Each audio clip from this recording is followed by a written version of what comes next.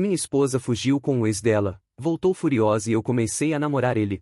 Minha esposa fugiu com o ex-namorado da adolescência. Meses depois voltou completamente transtornada. Então o ex dela e eu nos unimos para destruí-la. Meu nome é Norberto. Tenho 32 anos e esta é a história de como minha vida mudou de um dia para o outro. Da euforia do sucesso e da felicidade para o desespero absoluto. Às vezes penso que o destino ou o karma tinham um plano para mim e, embora tenha me custado aceitar, tudo o que aconteceu foi o que eu precisava para aprender algumas lições. Minha história começa com Madalena, minha ex-esposa, uma mulher que desde o primeiro momento em que a conheci me cativou por sua beleza e doçura. Lembro do primeiro dia que a vi. Ela trabalhava como recepcionista no turno da manhã de um hotel na cidade. Eu estava no turno da noite, um trabalho que poucos queriam, mas que me permitiu ter alguma estabilidade. Foi ali, naquele hotel, onde nossas vidas se cruzaram. Madalena chegou ao hotel buscando um emprego e, embora naquele momento nem ela nem eu pensássemos que teríamos um relacionamento, foi questão de tempo. Eu sempre havia do meu posto, cumprimentando-a com um sorriso enquanto ela cuidava das ligações telefônicas e dos clientes que chegavam durante a manhã. A verdade é que me sentia atraído por ela, mas eu não era do tipo que se lançava de imediato. No entanto, um dia, enquanto tomávamos um café na pequena área comum do hotel, nossas conversas se tornaram mais longas, mais próximas. Ela era divertida, simpática e tinha uma maneira especial de encarar a vida que eu gostava. Não passou muito tempo até começarmos a sair. No início foi algo casual, como aquelas saídas sem compromisso que parecem uma brincadeira, mas logo percebemos que tínhamos uma conexão profunda. Éramos feitos um para o outro. Seu sorriso me fazia sentir bem e eu lhe trazia uma sensação de segurança que, segundo ela, nunca havia tido com ninguém mais. Depois de um ano juntos, decidimos dar o próximo passo e morar juntos. No início foi complicado, como sempre é no começo de uma convivência, mas resolvemos. Eu trabalhava em um turno noturno e ela durante o dia. Não nos víamos muito de segunda a sexta, mas os finais de semana tornávamos especiais. Para nós, os domingos eram sagrados e nos dedicávamos a aproveitar pequenos momentos juntos, jantares caseiros, passeios pela cidade e até assistir filmes na cama até adormecer. 3 anos depois de começarmos a morar juntos, decidimos nos casar. Foi uma decisão que tomamos com total convicção, sem duvidar nem por um segundo. Parecia que estava tudo bem e, na verdade, estava tudo melhor do que nunca. Havíamos conseguido abrir nosso próprio restaurante. No início as coisas foram difíceis, mas depois o negócio começou a decolar e os clientes começaram a chegar. Ela se encarregava da parte das redes sociais, fazendo vídeos promocionais, publicando fotos nas quais sempre aparecia radiante e criando panfletos que anunciavam nossas ofertas. Eu cuidava de todo o resto, a cozinha, o atendimento, as compras. Embora ela não estivesse tão envolvida na parte operacional, estava sempre lá me apoiando no que podia. Parecia que tínhamos tudo, uma vida tranquila, um negócio que crescia, uma casa e o amor de nossas vidas. Antes de continuar, se você está gostando dessa história, deixe seu like e se inscreva no canal. E me conta nos comentários, você já passou por uma situação de traição? Como reagiu? No entanto, a felicidade, como costuma acontecer, é efêmera. O primeiro sinal de que algo não estava bem foi um simples pedido que ela me fez numa tarde. Foi na véspera do meu aniversário. Como sempre, eu havia tido uma jornada longa no restaurante e ela, com seu entusiasmo habitual, me disse que queria me dar uma surpresa. Pediu que eu chegasse um pouco mais tarde naquela noite, que não me preocupasse, que ela tinha tudo planejado. Eu aceitei sem pensar, emocionado pelo que seria uma celebração especial. Quando finalmente cheguei, as luzes da casa estavam apagadas e não havia nenhum sinal de festa. Abri a porta com um sorriso no rosto, mas instantaneamente algo me fez sentir que algo não estava certo. A casa estava vazia. Não havia balões nem bolo, como eu esperava. Apenas vi uma carta sobre a cama. Meu coração começou a bater mais rápido e um nó no estômago se formou ao ver que a carta estava endereçada a mim. Abri com mãos trêmulas, e ao ler as palavras escritas com uma letra fluida mais cheia de tristeza, entendi que minha vida, tal como a conhecia, estava prestes a mudar para sempre. Amor, me desculpe. Sei que não é a melhor forma. Sei que sou uma idiota por fazer isso no seu aniversário, mas não sabia como fazer. Estou indo embora para sempre. Lembre-se que você sempre estará no meu coração, mas meu coração pertence a outra pessoa. Vou embora com Hernan. Me desculpe, mas jamais deixei de amá-lo. Foi como se alguém tivesse me dado um soco no estômago. Hernan, Hernan. O nome ecoava na minha cabeça. Eu me lembrava perfeitamente de quem ele era, porque Madalena havia me contado tudo e eu sabia o que ele significava para ela. Hernan tinha sido seu primeiro amor, o rapaz com quem ela perdeu a inocência, mas também o rapaz que a traiu com sua melhor amiga. Segundo o que ela me havia dito, o relacionamento com ele terminou de maneira turbulenta. Embora ela o tivesse deixado para trás, sempre havia uma parte dela que parecia guardar algo por ele, algo não resolvido. Jamais imaginei que depois de tanto tempo, Hernan poderia voltar para se interpor em nossa vida. Pensei que ele não era mais que um fantasma do passado, mas ali estava, o mesmo homem que ela havia deixado para trás anos atrás, agora reivindicando o que um dia foi dele. Não podia acreditar no que estava lendo. Senti como meu coração se partia, como tudo o que havíamos construído desmoronava. Tentei contatá-la assim que li a carta, mas foi inútil. Durante dias tentei ligar, buscar alguma resposta, mas não havia rastro dela. Parecia como se a terra a tivesse engolido. Desapareceu completamente. Nem mesmo sua família, que morava em outro país, tinha ideia de onde ela estava. Fiquei com a sensação de que tudo o que havia acreditado, tudo o que havia vivido com ela, havia sido uma mentira. A angústia e a dor me invadiram. Os meses passaram lentamente, embora no início me custasse aceitar o que havia acontecido. Comecei a reconstruir minha vida. No início foi difícil. Me sentia vazio, como se o mundo tivesse parado. Meu negócio seguia em frente, mas eu não conseguia parar de pensar nela, no que ela me fez. No entanto, à medida que o tempo avançava, fui encontrando consolo na minha rotina. Comecei a fazer coisas que antes havia deixado de lado, como sair com amigos, ir à academia. Inclusive tirei umas pequenas férias para me desconectar de tudo. Passaram-se 6 longos meses. Não esperava ver Madalena nunca mais, embora doesse. A ferida começou a cicatrizar. Então, um dia, quando menos esperava, ela apareceu na minha porta. Quando vi Madalena na frente da minha porta, não a reconheci de imediato. A figura que estava diante de mim era tão diferente, tão alheia à mulher que havia sido minha esposa. Estive prestes a fechar a porta sem nem perguntar. Estava mais magra, com a pele pálida e uma expressão de esgotamento profundo. Parecia como se não tivesse dormido em dias ou talvez semanas. Seu cabelo, que sempre havia sido longo e brilhante, agora estava cortado muito curto, e isso só intensificava sua aparência estranha. Olhei para ela por um momento sem saber o que fazer. Fiquei parado diante dela em um estado de confusão total.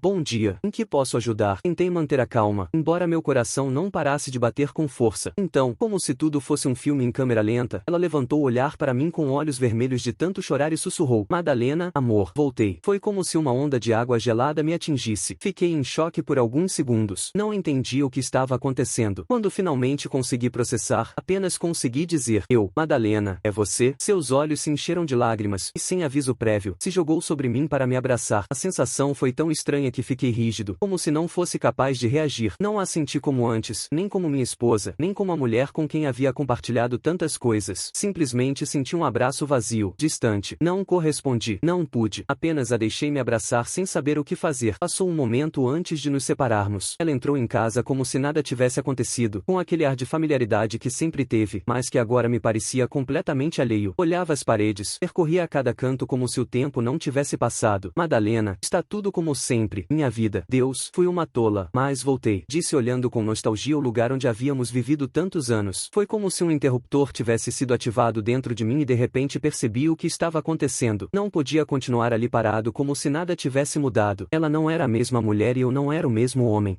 A que você veio exatamente, Madalena? Forcei minha voz a soar firme. Madalena, voltei porque te amo, Norberto, e quero que tentemos de novo. Uma risada amarga escapou dos meus lábios. Não podia acreditar no que estava ouvindo. Meu coração batia com fúria, mas minha mente estava em outro lugar, lutando para manter a calma. Olhei para ela com dureza e disse: vá embora. Você não é mais bem-vinda aqui. Você tomou sua decisão. Ela fez um gesto desesperado, como se não entendesse por que eu falava assim. Madalena, mais amor, me entenda. Foi um erro. Somos humanos. Todos cometemos erros. E agora acontece que tudo foi um erro? Sabe de uma coisa? Vá embora com seu querido Hernan, que é quem você realmente merece. Apenas mencionar aquele nome provocou uma reação nela. Madalena, que havia sido tão doce, tão amável, agora parecia uma sombra de si mesma. Seus olhos se arregalaram de medo e seu rosto empalideceu ainda mais. Madalena, não quero ouvir esse nome nunca mais. O maldito me prometeu uma vida feliz. Me convenceu a deixar você. Falava bonito comigo e eu caí como tola. Mas ele não é mais o mesmo. É um idiota abusivo. Uma risada sarcástica escapou da minha boca. Que triste. Você deveria contar sua história naquele podcast daquele cara que só posta vídeos de mulheres se vitimizando e difamando seus ex. Ela começou a chorar de novo, mas em sua voz já não havia doçura, apenas desespero. Madalena, não seja assim comigo, Norberto. Sei que você é diferente. Você é um homem de verdade. Sei que vai me entender porque você é compreensivo. Eu sou compreensivo, mas não sou idiota. Se você não sair agora mesmo, vou chamar a polícia. Esta é uma propriedade privada. Ela se levantou e, pela primeira vez, vi uma centelha de raiva em seus olhos. Madalena, foi sua culpa também. Você sempre estava no restaurante, nunca comigo. Tinha que assistir filme sozinha, comer sozinha. Você é o culpado principal de eu ter procurado meu ex. Não consegui me conter mais. Avancei em direção a ela e a encarei. Minha culpa. Eu trabalhava para nos sustentar, para pagar esta casa, para fazer o negócio ser um sucesso. O negócio hoje está melhor do que nunca e tudo tudo graças a mim. Eu sou quem te sustentou por tanto tempo e agora você diz que é minha culpa você ter ido se envolver com seu ex-namorado? Que surpresa que você terminou com um patife abusivo. Caramba, Madalena, é o que menos esperava de você. Ela cruzou os braços, sua expressão endurecida. Madalena, pois não vou embora. Não tenho ninguém. Você deve me aceitar, queira ou não. Vai embora daqui. Gritei, minha paciência prestes a se romper completamente. Madalena, está bem. Quer que eu vá embora? Vou, mas que fique na sua consciência que é sua culpa. Tudo isso é sua culpa. Então, como se tudo fosse um último ato de desespero, correu em direção às escadas. Olhei para ela sem entender o que estava fazendo. Meu instinto me disse que deveria detê-la, que não podia deixar que aquilo acontecesse, mas a vi subir rapidamente as escadas que levavam ao segundo andar e depois, sem pensar, dirigiu-se às escadas que conduziam ao telhado. O pânico me invadiu. Madalena, espere! Gritei correndo atrás dela. Subi as escadas de 2 em 2, mas quando cheguei ao telhado, ela já estava na beira. Olhava para baixo como se estivesse disposta a pular. Madalena, isso é sua culpa. Norberto, sua culpa. Tudo o que sou agora é por sua causa. Madalena, por favor, vamos conversar. Não faça isso. Implorei, minha voz tremendo de medo. Ela girou lentamente em minha direção e seus olhos se encheram de lágrimas. Madalena, já não me resta nada a perder. Norberto, pelo menos terei a satisfação de que você nunca vai me esquecer. Os vizinhos começaram a se asomar pelas janelas. Podia ouvir suas vozes, algumas preocupadas, outras curiosas. Meu coração batia a toda velocidade. Madalena, por favor, venha. Vamos conversar mais relaxados. Sim, venha, linda. Pedi com um tom que já não sabia se era desespero ou pura impotência. Ela me olhou e por um momento seus olhos se suavizaram. Madalena, você me chamou de linda, ainda me ama. Norberto? Sua voz soava como uma súplica.